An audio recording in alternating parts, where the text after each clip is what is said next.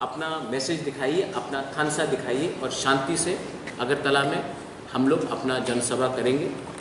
जो चीज़ शांति से हो सकता है वो बंदूक से करेंगे। Through the media I want to even convey that. देखिए, I tell you, we are talking about deputation. Community का भी इज्जत रखना है तो शांति से आइए, शांति से जनसभा कीजिए और शांति से तब उसके बाद अपना पॉइंट रखने के बाद क्वेश्चन पिनाकी, ये जो ऑडिट है ना जो आपके सामने मीडिया को दिया 2014-15 का है। 2014-15 में कौन था? सीपीएम था। 2019, 20, 21 तक कौन था? जीके राव था, एडमिनिस्ट्रेटर था अंडर स्टेट गवर्नमेंट। अभी तो ऑडिट चल रहा है। तो यही तो, this is what I am trying to say, if people are not educated, अगर कोई और चिट्ठी लिखता है, ड्राफ्ट करता है और आदमी लोगों को बोलता है कि जाके चिल्लाओ, तो यही होता है। 12 से दिसंबर से दिल्ली अभियान का भी प्रोग्राम किया है। हम लोग इस बार 2000 लोग, हम लोग पूरे त्रिपुरा से ट्रेन में हम लोग दिल्ली जाएंगे, जंतर मंतर में प्रोटेस्ट करेंगे, इंडिया गेट के सामने प्रोटेस्ट करेंगे और अपना डिमांड, अपना कॉन्स्टिट्यूशनल डिमांड जो हमारा है उसको भी हम दिल्ली में रखेंगे। 2000 लोग 1 तारीख दिसंबर को दिल्ली जाएंगे। ये हमारा दिल्ली अभियान भी, इसके लिए भी मैं आपको इन्फॉर्म करना चाहता हूँ। Any questions? I will be more then. नहीं, there has been no discussion, there has been no discussion. Of course people come individually and talk to me, but there has been no discussion at any level to say that there will be an alliance. Our line is very clear. We are fighting for our constitutional solution and a demand for Greater Tripura land for our survival and existence. That is a demand. Anyone who gives it to us in writing, we will consider it. If they don't give it to us in writing, there is no problem. We will fight on our own and we will see after that. If there is call for a secular democracy, they are saying, not alliance. Pinaki, I'll tell you something. मैं आपको एक बात बोलना चाहता हूँ. The indigenous people, the Tiprasa people, are not fighting for power. We are fighting for rights. We are fighting for a survival and existence. Those people जिसके पास पहले से rights है, वो लोग power के लिए fight करते हैं. हम लोग के पास rights नहीं है. पहले rights मिल जाए, उसके बाद power के लिए fight करेंगे. पहले आप rights हमें writing में दे दीजिए, उसके बाद power के लिए बात करेंगे. जिनके पास राइट्स है वो लोग पावर के लिए फाइट करते हैं, हमारे पास राइट्स नहीं है, पहले राइट्स के लिए हम फाइट करेंगे। राइटिंग में दीजिए, अपील करने से क्या होता है? आप हमको राइटिंग में दीजिए, आपका क्या व्यू है, हमको क्या दे सकते हैं आप राइटिंग में?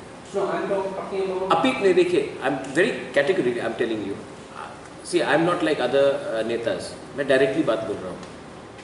मैं अपने लोगों को क्या जवाब दूँ कि हम ग्रेटर त्रिपुरा के लिए फाइट कर रहे थे, अब ऑल ऑफ अ सडन हम सेक्युलरिज्म के लिए फाइट करेंगे।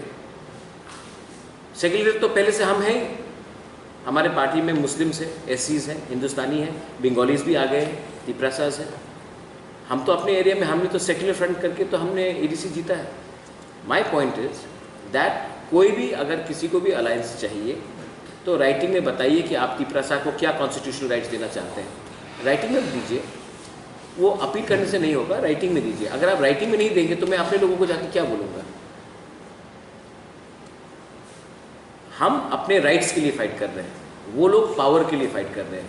जब तक राइट्स नहीं मिलेगा तब तक पावर का कुछ मतलब नहीं रहता। राइट्स आने के बाद हम पावर के लिए फाइट करेंगे। पहले राइट्स ले ले, अधिकार ले ले अपना 13 लाख की प्रसा के लिए।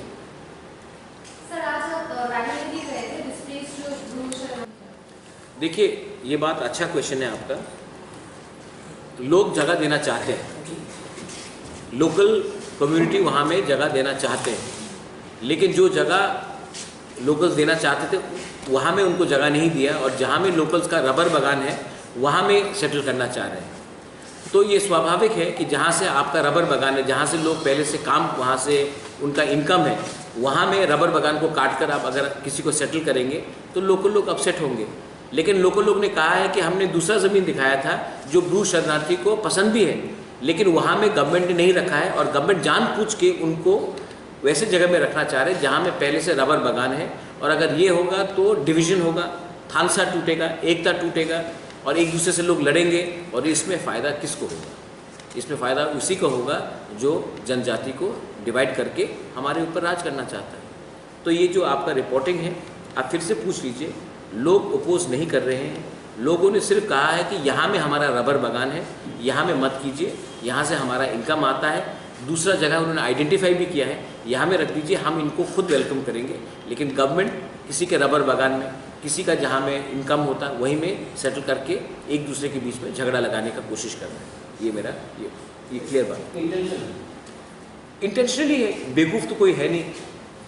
अगर आपका कहीं में इनकम है, if you have a income somewhere and वहीं में हम किसी को सेटल करना चाहे, जब इतना जगह आसपास में खाली है, तो आप चाहते ही हैं कि कॉन्फ्लिक्ट हो।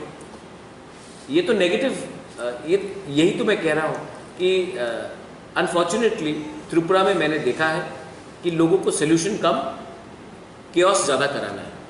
सोल्यूशन के बारे में nobody talks, everybody wants to talk about chaos. सबको मज़ा आता है एक दूसरे से झगड़ा लड़ाने के लिए। मैंने ये भी देखा कि मीडिया के बीच में झगड़ा लगा देते हैं, पार्टीज़ के बीच में झगड़ा लगा देते हैं, हिंदू मुस्लिम क्रिश्चियन के बीच में झगड़ा लगा देते हैं, तब ट्राइबल्स के बीच में झगड़ा लगा देते हैं, बंगालीज़ के बीच में झगड़ा लगा देते हैं। क्योंकि जब हम आप लोग एक संग झगड़ा करेंगे ना, तो असली इशू को कोई पूछेगा नहीं। अनएम्प्लॉयमेंट के बारे कोई पूछेगा नहीं, लैक ऑफ एजुकेशन के बारे कोई पूछेगा नहीं, इलेक्ट्रिसिटी के बारे कोई पूछेगा नहीं, रास्ता के बारे कोई पूछेगा नहीं। तो अगर हम लोग एक दूसरे से झगड़ते रहे, लड़ते रहे, तो असली इशू जो डेवलपमेंट का है, जो हीरा मॉडल था, वो उसके बारे कोई बात ही नहीं करेगा। मुझे ख़राब लगता है, देखिए आपको भी ख़राब लगेगा। 2022 में कच्चा घर देके बोलते कि हमने आपको सेटल कर दिया। एक स्कूल है, हम वहाँ गए थे, आज 50,000 रुपीज़ भी दे के आया हूँ। इस स्कूल में आप बच्चा क्या पढ़ेगा वो स्कूल में? और इसका जो मैनेजमेंट है, ये तो सेंट्रल गवर्नमेंट का पैसा से आया है। घर ठीक है, आपने कहा है कि वो खुद बनाए, लेकिन कुछ हाइजीनिक कंडीशंस तो रखा जाए। आज कोविड के लिए, कोरोना के लिए कितने लोग मरे हैं, सैनिटेशन, सोशल डिस्टेंसिंग, ये सब कुछ विदाउट प्लानिंग करके जैसा घर बना है, ये घर 1-2 साल के बाद फिर से बेकार हो जाएगा। तो गुस्सा नहीं आया, दुख लगा और जेन्युइन रिएक्शन होता है। क्योंकि 2022 में हम अपने ब्रू लोगों को इतने ख़राब कंडीशन में रख के छोड़ के हमको लगेगा कि हमने सेटल कर दिया, ये ठीक बात नहीं है। दूसरा बात है कि जो काम मैंने देखा वहाँ में, मुझे तो लगता है कि ठीक है, पैसा आया है, लेकिन कॉन्ट्रैक्टर ने पूरा पैसा खा लिया। अब मैं इसमें पॉलिटिसाइजेशन नहीं करना चाहता, जैसे कि बीजेपी के लोग, जनजाति मोर्चा के लोग हर चीज़ को पॉलिटिक्स करते हैं। मैं बोल रहा हूँ कि वही कॉन्ट्रैक्टर जो सीपीएम के टाइम पैसा कमाता था, आज वही कॉन्ट्रैक्टर बीजेपी के टाइम भी पैसा कमा रहा है। तो कॉन्ट्रैक्टर तो वही है, काम वही है। तो ख़राब काम होने से सबको, विजुअल्स है मेरे पास, मैं तो झूठ नहीं बोल, ये फोटोग्राफ्स है, वीडियोस है, आप देख लीजिए। इतना ख़राब काम होने से आदमी को दुख क्यों नहीं लगेगा, ख़राब क्यों नहीं लगेगा?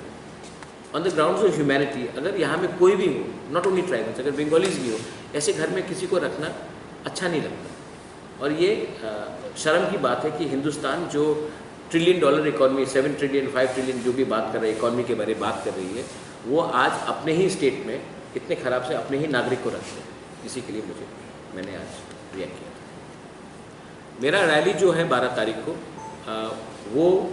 मैं सबको फिर से बोलना चाहता हूँ कि जब लास्ट टाइम हुआ था कहीं में कुछ वायलेंस नहीं हुआ था। मैं फिर से अपील करना चाहता हूँ कि हम लोग जो तिपरासाज लोग हैं, जो गांव में रहते हैं, अगर हमें अपना पॉइंट रखना है तो वायलेंस का रास्ता छोड़ना पड़ेगा। अगर हमें पूरे दुनिया को दिखाना है कि हम शांति से, डेमोक्रेटिकली अपना पॉइंट्स रख सकते हैं, अपना डिमांड्स रख सकते हैं, तभी हमें सब मानेंगे भी और हमारा बात सुनेंगे भी।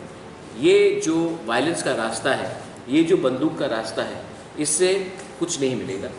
हमको लगता है कि अगर हमने अपना अच्छा छवि सबको दिखाया और दिखाया कि हम किसी के खिलाफ नहीं हैं, no community, no religion, no caste, हम लोग सिर्फ अपना पॉइंट्स रख रहे हैं, तो शायद सब लोग भी हम लोग से हमदर्दी करें और हमारा पॉइंट को समझने की कोशिश करें। तो once again I am appealing to everyone, जो भी